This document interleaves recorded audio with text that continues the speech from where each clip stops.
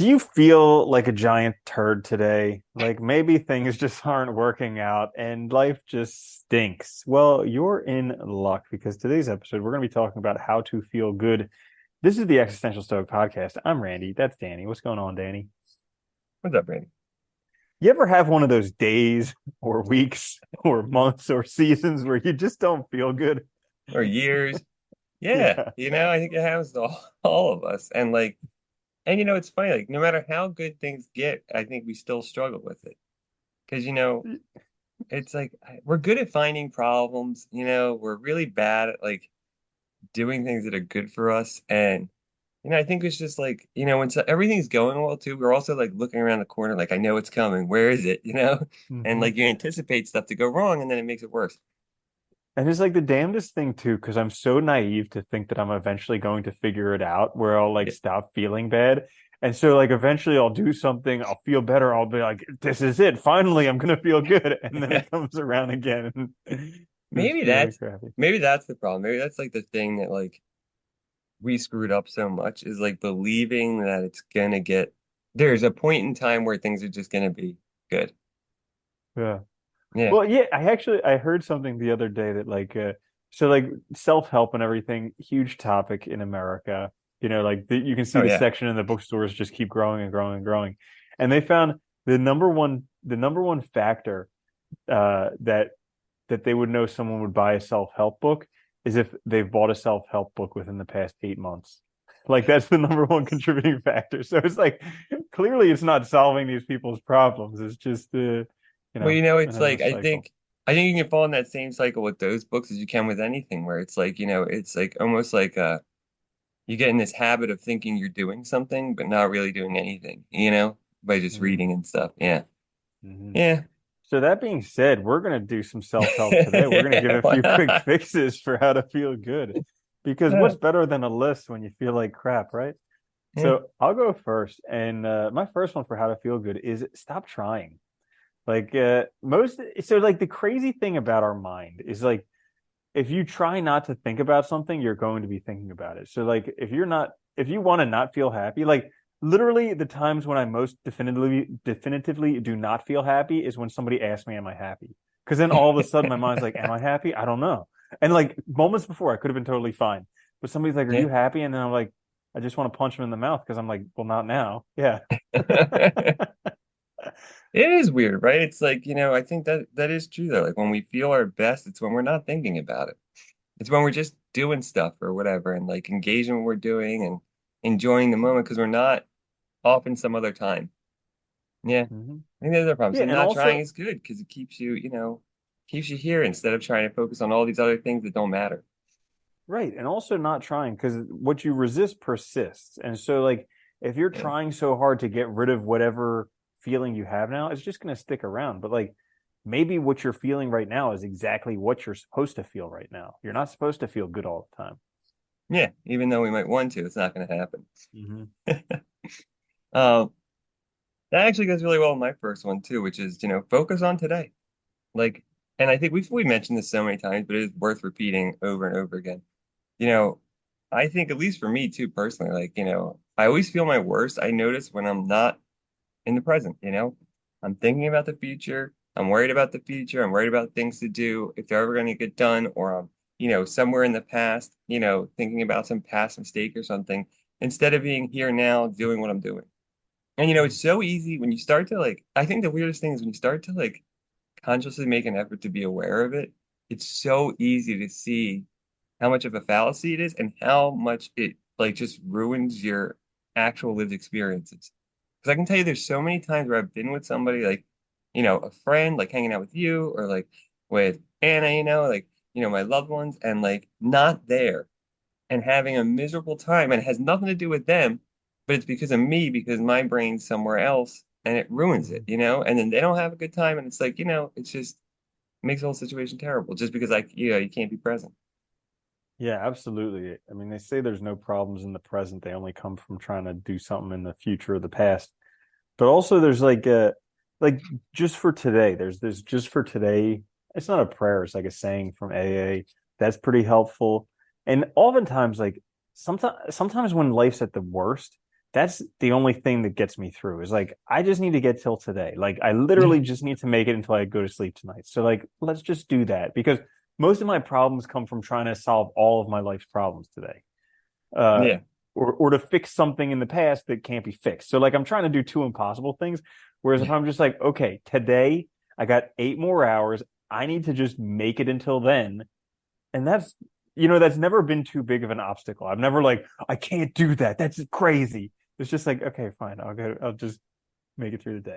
It's funny you say because that happened to me yesterday. Yeah, I was feeling down. It was just like mostly because it was like really rainy and dreary and just whatever. The weather changed real dramatically, which always gets me for some reason. And like I was feeling down, and then I was like, you know what? I have because we had something to do at like 7, so I was like, I have a few hours. What if I just sit down and just try and focus on this? If it doesn't work, whatever. And then I ended up working for like a couple hours and felt really good because I was like focused on something. And now what was bothering me before was I felt like I couldn't concentrate, and it was just a matter of like getting that reframe real quick, and then you're good. Yeah. Hmm. Yeah, that's great. So that's kind of like a little bit like my next one is my second one is walk in nature. So like just how you got that reframe there, I find that like walking in nature is something that I have never felt worse when I came back. Yeah. So it's like it's the craziest thing because like almost every time, inevitably, I'm like, I don't want to do this. I don't want to go for a walk. It's cold out. It's rainy. It's miserable. I don't feel terrible. I don't want to do this. And then I'm just like, just go. And so I go for a half hour. I come back and I feel incredible. Like literally every time. I have so many reference points. It's like, just get out there and do it. And yet still every time I fight tooth and nail. Like I don't want to do this. It's funny too because it's like the most commonsensical thing. Like we're animals. Like we Yeah. need nature. And it's funny too, like you mentioned like doesn't matter the weather. Like I noticed that too, like even when it's like raining and like freezing cold out and I'm walking my dog, it's like it still feels great because when I come back, I'm like, oh, you feel so good after being out in that, you come back and it's like this nice release and it just feels good, to get outside. Like, but we don't, Mhm. dude, you think about it, there's so many people that probably don't even like go out in the natural world at all. Like you can totally, I mean, especially if you live in a city, you can pretty much like avoid nature all the time. Mhm. Yeah, it's Completely. insane. It is. Yeah. That's a good one. I think that's one we should all do all the time, but yeah, very hard. Um, my second one for how to feel good is don't make things bigger than they are. And I think this is like something super Mhm. important. And I noticed this like with myself. I'm sure everybody does it, right? Like we always think we're so important. All the things we're doing matter so much, but like really, if you think about it, how much does it matter that you get whatever done today or right now or at this moment, and just stressing about it doesn't help anyway. It's not going to help you get it finished. It's not going to make it go faster. It's not going to make it easier. Like we just put all this pressure on ourselves for no reason and it doesn't help the situation. Yeah. And I mean, blowing things out of proportion, like forgetting that we live on a rock floating through the middle of a vacuum. Like Yeah.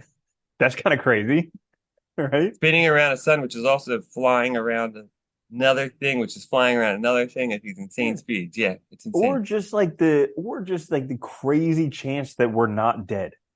Like Yeah. 99.999999999, probably like a million nines of things that have ever lived or ever will live are non-existent. And for some reason, we're existent at this moment.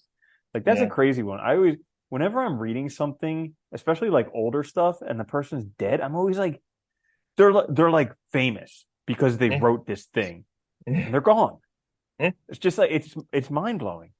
And they had like, it's funny too, when you look at like, we talked about Marcus Aurelius Law, like he's a good example. Like he was a super important person, wrote stuff that we still read today, ran the one of the greatest empires ever to exist, and he's gone, you know, totally gone. And actually, if his books didn't for some reason exist, we probably wouldn't know as much about him that we do now. Hmm. And Oh, like that's what the definitely. crazy thing. Like, how many people have we just forgotten because not because of anything, but just because they didn't print a lot of stuff back then because it was hard to, they were writing it by hand, so it's lost. Yeah. Definitely. Dude, I was thinking about that when I was reading the book on Alaska, where it was talking about like the Yukon Gold Rush. So like Oh imagine God. that. Like probably everybody's fantasy in America is winning the lottery, like coming into hundreds of millions of dollars or something like that. That's basically what happened to these people in the gold rush. And literally every single one of them is dead.